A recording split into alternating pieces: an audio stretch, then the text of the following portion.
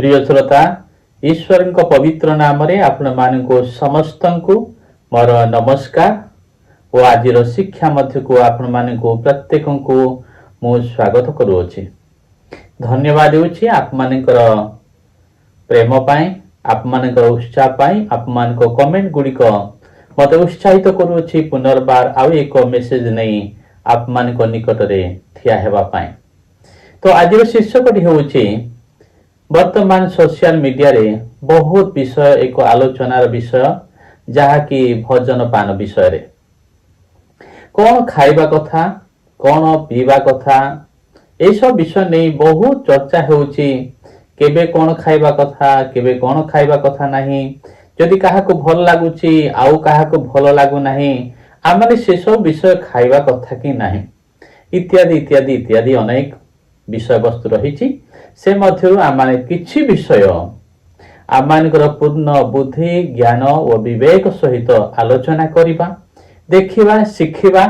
जदि आप मान को वीडियोटी भल लगे निश्चय अन्य मान को शेयर करिया पई भूलंतु नहीं। धन्यवाद। तो आसंतु आज शीर्षकटी होउछि भ्रांत हुओ नहीं ईश्वरଙ୍କ राज्य भोजन पान नुहे। पुनर्बार शीर्षकटी मु कहूछि भ्रांत हुओ नहीं ईश्वरଙ୍କ राज्य भोजन पान नुहे। प्रिय श्रोता बाइबल रो रम्य पुस्तक तार 14 पर्वर मु 16 पदर किछि अंश पाठ करूछि।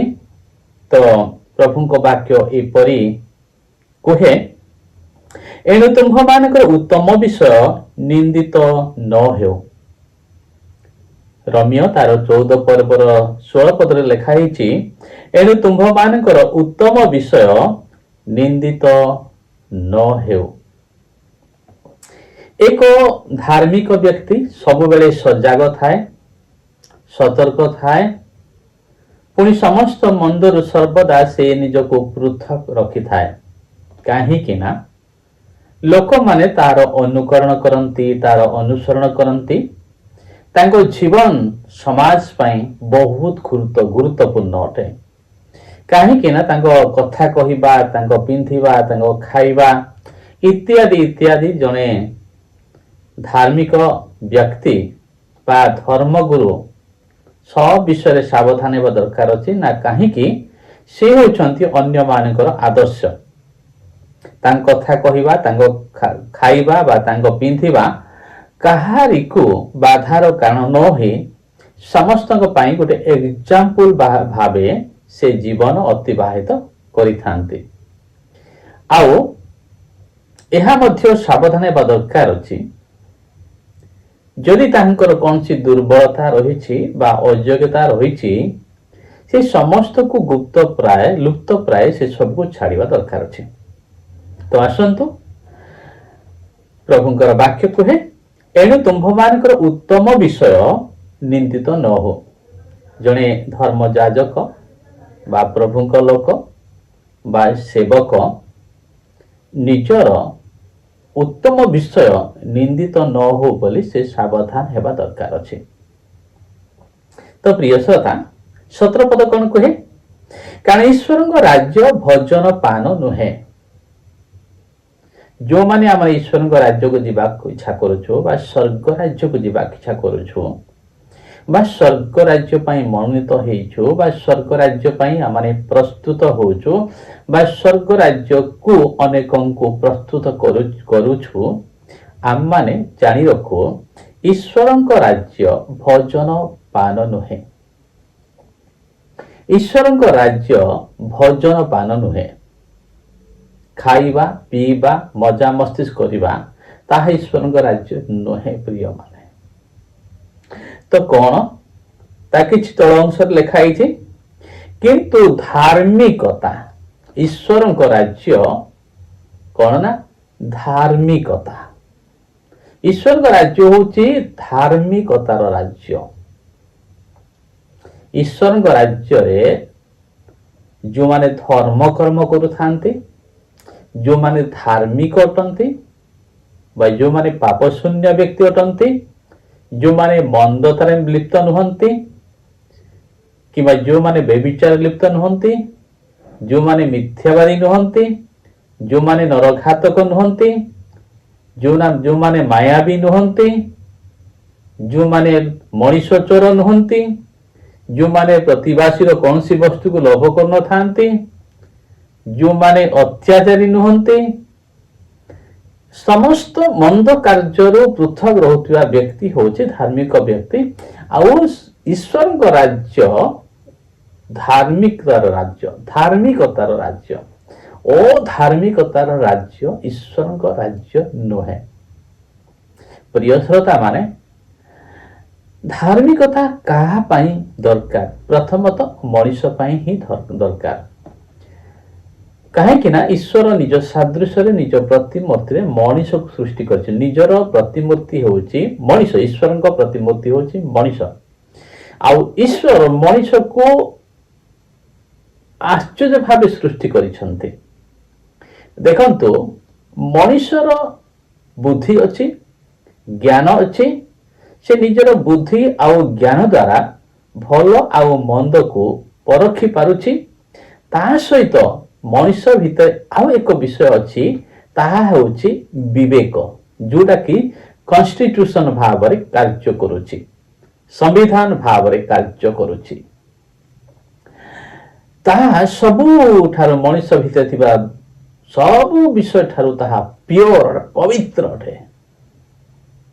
ପ୍ରିୟ ଶ୍ରୋତା ମାନେ, ଧର୍ମର ଚିନ୍ତାଧାରା ଆମମାନଙ୍କର ବୁଦ୍ଧି, ଜ୍ଞାନ ଓ ବିବେକର ଊର୍ଦ୍ଧ୍ୱରେ ଅଟେ, ସେତେ ପବିତ୍ର ଅଟେ। ତ ଈଶ୍ୱରଙ୍କ ରାଜ୍ୟ ହେଉଛି ଧାର୍ମିକତା, ବା ଈଶ୍ୱରଙ୍କ ରାଜ୍ୟ ହେଉଛି ଧାର୍ମିକତାର ରାଜ୍ୟ। ଈଶ୍ୱରଙ୍କ ରାଜ୍ୟରେ ଧାର୍ମିକ ମାନେ ପ୍ରବେଶ କରିବେ, ତାହା ମାନେ ପାପୀ ମାନେ ପ୍ରବେଶ କରିବେ ନାହିଁ, ମନ୍ଦ ବ୍ୟକ୍ତି ମାନେ ପ୍ରବେଶ କରିବେ ନାହିଁ। ପ୍ରିୟ ଶ୍ରୋତା, ଆମମାନେ ଟଙ୍କା ବ୍ୟୟ କରି ଚନ୍ଦ୍ର ପୃଷ୍ଠକୁ ଯାଇପାରୁ, ଆମମାନେ ଟଙ୍କା ବ୍ୟୟ କରି ସମୁଦ୍ରର ଗଭୀର ମଧ୍ୟକୁ ପ୍ରବେଶ କରିପାରୁ, କିନ୍ତୁ ଟଙ୍କା ବ୍ୟୟ କରି ସ୍ୱର୍ଗକୁ ଯାଇପାରିବା ନାହିଁ। ସ୍ୱର୍ଗକୁ ଯିବା ପାଇଁ ହେଲେ ଆପଣଙ୍କୁ ଆଉ ମତେ ଧାର୍ମିକ ହେବାକୁ ପଡ଼ିବ। ସେକେଣ୍ଡ, ପୁଣି ଲେଖାଇଛି କ'ଣ? ସେ ରୋମିଓ ତାର 14 ପର୍ବର ମୁଁ 17 ପଦଟି ପଢୁଛି। ଶାନ୍ତି। ଈଶ୍ୱରଙ୍କ ରାଜ୍ୟ ହେଉଛି ଶାନ୍ତିର ରାଜ୍ୟ। ତାମାନେ ଈଶ୍ୱରଙ୍କ ରାଜ୍ୟ ଅଶାନ୍ତିର ରାଜ୍ୟ ନୁହେଁ। ଈଶ୍ୱରଙ୍କ ରାଜ୍ୟଟି ହେଉଛି ଶାନ୍ତିର ରାଜ୍ୟ।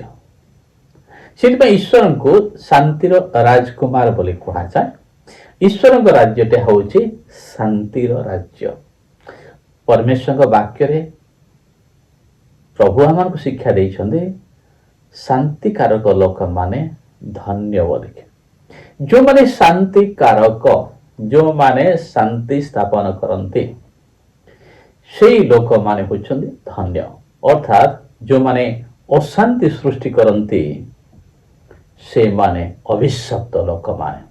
ଈଶ୍ୱରଙ୍କ ରାଜ୍ୟରେ ଅଶାନ୍ତି ସୃଷ୍ଟି କରିବା ବ୍ୟକ୍ତି, କଳହ ସୃଷ୍ଟି କରିବା ବ୍ୟକ୍ତି, ବିବାଦ ସୃଷ୍ଟି କରିବା ବ୍ୟକ୍ତି କେବେ ହେ ପ୍ରବେଶ କରିବେ ନାହିଁ। ତ ଈଶ୍ୱରଙ୍କ ରାଜ୍ୟ ଶାନ୍ତିର ରାଜ୍ୟ ଅଟେ। ଈଶ୍ୱରଙ୍କ ରାଜ୍ୟ ତାମାନେ ଅଶାନ୍ତିର ରାଜ୍ୟ ନୁହେଁ। ପ୍ରିୟ ଶ୍ରୋତା, এই ବାକ୍ୟ ଗୁଡ଼ିକ ପଢୁଥିବା ସମୟରେ ଆମମାନଙ୍କ ଜୀବନ ଗୁଡ଼ିକୁ ଆମମାନେ ପରଖିବା ଦରକାର ଅଛି। ତ ଆମମାନେ ଧାର୍ମିକତାର ଅନ୍ୱେଷଣ କରୁଅଛୁ ନା ଅଧାର୍ମିକତାର ଅନ୍ୱେଷଣ କରୁଅଛୁ? ଆମମାନେ ଶାନ୍ତି ପ୍ରିୟ ବ୍ୟକ୍ତି ଅଟୁ ନା ଆମମାନେ ଅଶାନ୍ତି ପ୍ରିୟ ବ୍ୟକ୍ତି ଅଟୁ? ଆମମାନେ ଶାନ୍ତିକାରକ ବ୍ୟକ୍ତି ଅଟୁ ନା ଆମମାନେ ଲଢ଼ାଇ ଝଗଡ଼ା ଅଶାନ୍ତି ସୃଷ୍ଟି କରିବା ବ୍ୟକ୍ତି ଅଟୁ? ତାହା ଆମମାନେ ନିଜେ ନିଜକୁ ଜାଣିପାରିବା। ଆମେ ନିଜକୁ ପରୀକ୍ଷା କରିବାର ଆବଶ୍ୟକତା ଅଛି। ସେମାନେ ନିଜକୁ ଆତ୍ମସମୀକ୍ଷା କରନ୍ତି ଆଉ ନିଜର ଭୁଲ ଗୁଡ଼ିକ ସଂଶୋଧନ କରନ୍ତି, ଯେଉଁମାନେ କି ଈଶ୍ୱରଙ୍କ ରାଜ୍ୟ ପାଇଁ ମନୋନୀତ ହୋଇଛନ୍ତି। ଆଉ ଯେଉଁମାନେ ଈଶ୍ୱରଙ୍କ ରାଜ୍ୟ ପାଇଁ ମନୋନୀତ ହୋଇନାହାନ୍ତି, ସେମାନେ ନା ଧାର୍ମିକତାରେ କାର୍ଯ୍ୟ କରନ୍ତି ନା ଶାନ୍ତି ସ୍ଥାପନ କରନ୍ତି। ତ ଏବେ ଆସନ୍ତୁ पुणी प्रभुंकर वाक्य कहे वो पवित्र आत्मा ठारे आनंद अटे का ठारे आनंद अटे पवित्र आत्मा ठारे आनंद अटे ईश्वरंकर आत्मा हेउछंती पवित्र आत्मा ईश्वरंकर आत्मा अपवित्र आत्मा नुहंती ईश्वरंकर आत्मा पवित्र आत्मा अटंती ईश्वर केबे मध्य अपवित्रतारे बास करते नाही ईश्वर केबे मध्य अपवित्र कार्य करिबा पई काहाको प्रेरणा करते नाही अनेके आमाने भूल मार्गरे अछु जे ईश्वर को द्वारा प्रेरित होउछु बोली कहिकी आमाने समस्त मंद कार्य लिप्त अछु ईश्वर केबे मध्य अपवित्रतारे लिप्त हेबा पई तांको धार्मिक व्यक्ति मानकु देबे नाही सेति पई अनेके भ्रांत होइछन्ते अनेके मंद पथकु धरिछन्ते आउ से माने नगण्य सबुठारो खराब कार्य गुड़िक से माने प्रैक्टिस करुछन्ते जो माने कि निजको आज भी समाज रे धार्मिक बोली दाबी करते से माने प्रिय श्रोता माने आम माने से परि व्यक्ति मान प्रति सावधान हेबार आवश्यकता रही जदि आम सावधान हेबा नाही ताहले आमाने भी पतित हेबार संभावना अछि आमाने मध्य से दुष्कर्मकारी मानकर प्रभाव रे पड़ी आमाने मध्य विनष्ट पथ को जीवा पाई मध्य संभावना अछि तो ये होची प्रभुंकर वाक्य जहा कुहे प्रांजल भाव रे कुहे एथिरे किछि भी जटिल नाही तो ईश्वरंक राज्य भजन पान नोहे कौन धार्मिकता शांति ओ पवित्रात्मा ठारे आनंद बा ईश्वरंक ठारे आनंद ईश्वरंक ठारे आनंद भजन पान करिवार आनंद नोहे जदि हो ए शरीर निमंते ए शरीर बंचे रखियो निमंते आमानको खाद्यर आवश्यकता अछि तो आसंतु ता तलको पढ़िबा आमरे केहु खाद्य खाइबा आउ केहु खाद्य खाइबा नाही तो आसंतु 18 पद पढ़िबा जेनु जे एही विषय रे ख्रीष्टंकर सेवा करे से ईश्वरंक अनुग्रह रे सुग्राह्य व मनुष्य मानक निकट रे परीक्षा सिद्ध अटे जे धार्मिक व्यक्ति से आपण पाखरे भी धार्मिक मो पाखरे भी धार्मिक आपण पाखरे अधार्मिक हेई मो पाखरे धार्मिक होई परिबा नाही जणे ईश्वरंक व्यक्ति जणे धार्मिक व्यक्ति से समस्त पई धार्मिक व्यक्ति से बहुरूप एंडो परि एक्टिंग करिबे नाही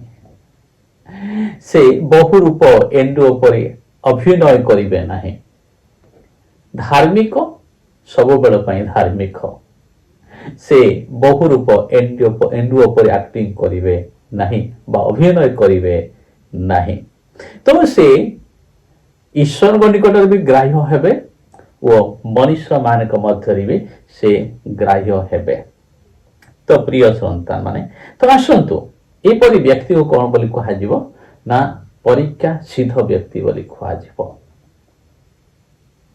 ता तलको 19 पद पड़ुची अतएव आस जे विषय शांतिजनक आउ जे विषय द्वारा परस्पर निष्ठा हुए से सबुर आंभे माने अनुगमन करू प्रिय श्रोता माने आरंभ समय मु आप मान को कही एई भजन पान विषय बा कौन खाइबा कथा नाई विषय एबे सोशल मीडिया रे बहुत जोर मात्रा रे एहा कौन चिना आलोचना रा विषय रही अनेक कहते एटा खाइबा दरकार अछि अनेक कहउछन्ती एटा खाइबा दरकार नहीं अनेक कहउछन्ती एटा आपण अन्य मान सामने खाइ परिबेनी अनेक कहउछन्ती आपण अनेक को जबरदस्ती करि परिबे नाही जहार जोटा पसंद से माने सेरा खांतु बोले नहीं भी कहउछन्ती अरे किए खाइला किए न खाइला सेति रे भी आ मानकर झगड़ा झाटे अरे सेति भी झगड़ा झाटी आ मानकर कम पई तार कि सॉल्यूशन आ माने बाहर करि पारो ना आ माने ବାହାର କରିବା ଦରକାର ଅଛି। ତ ପରମେଶ୍ୱରଙ୍କ ବାକ୍ୟ ତାର ସଲ୍ୟୁସନ ଦିଏ। କଣ ସଲ୍ୟୁସନ ଦିଏ? ଅତଏବ ଆସ ଯେ ବିଷୟ ଶାନ୍ତିଜନକ, ଯେଉଁ ବିଷୟ ଗୁଡ଼ିକ ଶାନ୍ତିଜନକ ଅଟେ, ଯୋଉ କାମ କଲେ ଆମମାନଙ୍କ ଜୀବନରେ ଶାନ୍ତି ଆସିବ, ଆମ ପରିବାରରେ ଶାନ୍ତି ଆସିବ, ଆମ ସୋସାଇଟିରେ, ଆମମାନଙ୍କ ସମାଜରେ, ଆମ ଦେଶରେ ଶାନ୍ତି ଆସିବ, ସେ ସବୁ ଜିନିଷ ଆମମାନେ କରିବା ଦରକାର ଅଛି ବୋଲି ପ୍ରଭୁଙ୍କର ବାକ୍ୟ କୁହେ। ପୁଣି ଆଉ ଯେ ବିଷୟ ଦ୍ୱାରା ପରସ୍ପର ନିଷ୍ଠା ଜନ୍ମାଏ, ଆଉ ଯେଉଁ କାର୍ଯ୍ୟ କରିବା ଦ୍ୱାରା ପରସ୍ପରର ନିଷ୍ଠା ବା ଉନ୍ନତ ହୁଏ, ସେ ସବୁ କାମ କରିବା ଦରକାର ଅଛି। ଏଇଟା ଚାହେଁ ଆମମାନେ ଯେଉଁମାନେ ଧର୍ମଗୁରୁ ବୋଲି ନିଜ କହୁଛୁ, ଏଇଟା ଚାହେଁ ଆମମାନଙ୍କର ଯେଉଁମାନେ ନେତା ମାନେ ଭାବୁଛନ୍ତି, ନିଜକୁ ନେତା କହୁଛନ୍ତି, ଲୋକ ପ୍ରତିନିଧି ମାନେ କହୁଛନ୍ତି, ସେସବୁ ବିଷୟ କରିବା ଉଚିତ ଅଟେ। କାହିଁକି ନା ଧର୍ମ ମଣିଷ ପାଏ, ଧର୍ମ ମଣିଷ ପାଏ। ମଣିଷ ମାନେ ଧର୍ମ ଦ୍ୱାରା ଶାନ୍ତି ରହିବା ଦରକାର ଅଛି। ତ ପ୍ରିୟ ପ୍ରଭୁଙ୍କ ସନ୍ତାନ, ତାପରେ କଣ କୁହେ ତାହା ମୁଁ ସେଇ ରମ୍ୟ ପୁସ୍ତକ ତାର 14 ପର୍ବର ମୁଁ 20 ପଦ ପଢୁଅଛି। ଖାଦ୍ୟ ସକାଶେ ଈଶ୍ୱରଙ୍କର କର୍ମ ନଷ୍ଟ କର ନାହିଁ। ଖାଦ୍ୟ ସକାଶେ ଈଶ୍ୱରଙ୍କର କର୍ମ ନଷ୍ଟ କର ନାହିଁ। ସମସ୍ତ ବିଷୟ ଅବଶ୍ୟ ସୂଚି, ତଥାପି ଯେଉଁ ଲୋକ ଯାହା ଭୋଜନ କରି ବାଧା ପାଏ, ତାହା ପକ୍ଷରେ ତାହା ମନ୍ଦ। ଈଶ୍ୱରଙ୍କ ବାକ୍ୟ ପ୍ରଞ୍ଜଳ ଅଟେ। ଲେଖାଯାଇଛି ଖାଦ୍ୟ ସକାଶେ ଈଶ୍ୱରଙ୍କର କର୍ମ ନଷ୍ଟ ନ କର, ବା ଈଶ୍ୱରଙ୍କ କାର୍ଯ୍ୟକୁ ନଷ୍ଟ ନ କର।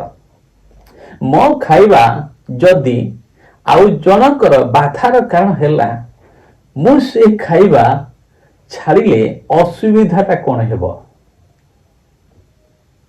କଣ ଅସୁବିଧା ହେବ? ମୁଁ ଯଦି ନିଜକୁ ଧାର୍ମିକ କହୁଛି, ମୁଁ ଯଦି ନିଜକୁ ଭଲ ବ୍ୟକ୍ତି ବୋଲି କହୁଛି, ମୋ ଖାଇବା ଯୋଗୁ ଯଦି ମୁଁ କାହାର ବାଧାର କାରଣ ହେଲି, ତାହେଲେ ସେ ଖାଇବାଟା ମୁଁ ଛାଡ଼ିଲେ ଅସୁବିଧାଟା କଣ ହେବ? କଣ ଅସୁବିଧା ହେବ? ତେଣୁ ଆମମାନେ ଖାଇବା ପାଇଁ ମଧ୍ୟ ମାଡ଼ ଲାଗୁଛୁ, ପିଇବା କଥାକୁ ନେଇ ମଧ୍ୟ ମାଡ଼ ଲାଗୁଛୁ, ଆଉ ଆମମାନେ ପରସ୍ପରକୁ ଧାର୍ମିକ ବୋଲି କହୁଛୁ, ଧାର୍ମିକ ବି ଦେଖେଇ ହେଉଛୁ। ତ ବେଟର ଯଦି ମୋ ଖାଇବା ଦ୍ୱାରା ଯଦି କାହାର ବାଧାର କାରଣ ହଉଛି, ଚାहे ସେଟା ସୂଚି ବା ଅସୂଚି, ଯଦି ତାହା ମୁଁ ଖାଇବା ଦ୍ୱାରା ଯଦି କାହାର ବାଧାର କାରଣ ହଉଛି, ତ better I have to leave that food. ମୁଁ ସେଟା ଖାଇବା ବନ୍ଦ କରି ଦରକାର ଅଛି। ପ୍ରିୟ ଶ୍ରୋତା ମାନେ, ନିଶା ଦ୍ରବ୍ୟ ଜଣଙ୍କ ଜୀବନକୁ ବର୍ବାଦ ବି କରିଦିଏ। ନିଶା ଦ୍ରବ୍ୟ ଜଣଙ୍କ ଜୀବନକୁ ନଷ୍ଟ ବି କରିଦେଉଛି। ଅନେକ ଥର ଗଭର୍ଣ୍ଣମେଣ୍ଟ ବି ଆମମାନଙ୍କର ବେନ୍ ବି କଲାଣି ଏଇ ନିଶା ଦ୍ରବ୍ୟ ବିଷୟ ନେଇକି। ତ ଆମମାନେ ଯେଉଁମାନେ ଧର୍ମଗୁରୁ ବୋଲି ନିଜ କହୁଛୁ, କଣ ଆମମାନେ ନିଶା ଦ୍ରବ୍ୟରୁ ଦୂରେଇ ରହିବା ଉଚିତ ନୁହେଁ କି?